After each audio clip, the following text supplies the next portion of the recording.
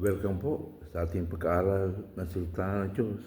Dito po tayo ngayon sa Daniel chapter 1 verse 1 to 20. Out of day 21. Nang ikatong taon ng paghahari na haring Joachim sa Juda, ang Jerusalem ay kinukob ni Nebuchadnezzar na hari ng Babylonia. Pinatulutan ng Panginoon na biyagin niya si Haring Joachim at tatamin ang ilang kasakapan sa templo.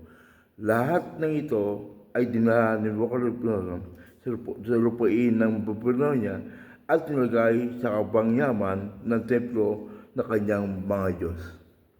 Inuutos ng hari kay Aspenas, ang pinakamataas na opisyal na palaso, na pumili ng ilang isa-isang kabilang sa ng hari at sila sa ng mga malika. Ang pipiliin nila ay mga kabataan na walang kapatanan, makikisig, matatalino, madaling turuan, may malawak ng pangunawa at karapat-dapat paglingkod sa palasyo.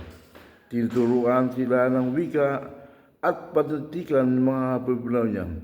Iniutos ng hari na sila ipaglaanan ng pagkain ng alak araw-araw mula sa kanyang sariling pagkain at alak. 3 taon silang sanayin bago maglingkod sa hari.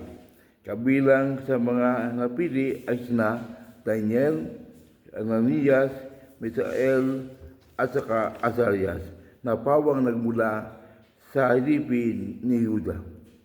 Pinigyan sila ni Aspenas sa mga bagong pangalan.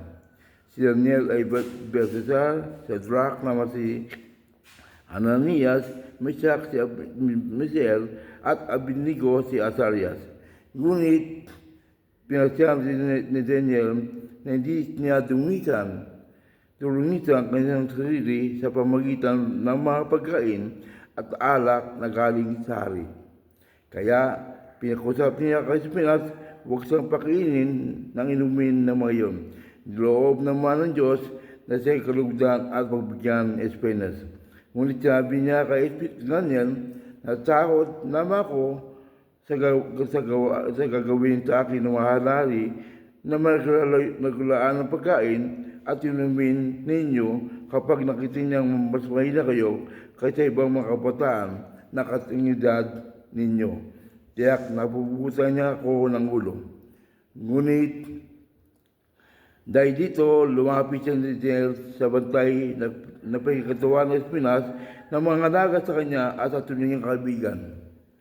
Pag-iusap niya, subukin niyo kami sa loob ng 10 araw, gulay lamang at tubig ang ibigay niyo sa amin. Pagkatapos, iamin niyo kami sa mga kasinad namin na pinapakain niyo ng pagkainbigay ng hari at gagawin niyo sa amin ang narapat.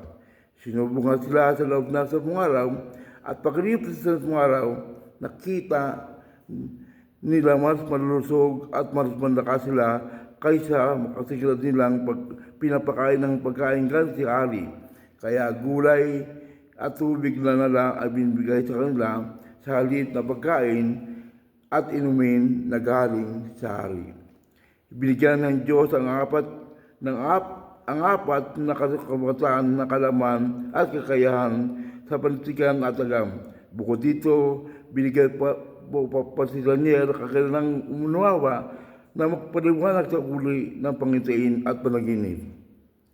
Bagaraan at 3 taon na ng hari na pagsasalay sa kanila at lahat ng kabataan pinili na Aspenas ay pinakayaring ng Nebuchadnezzar.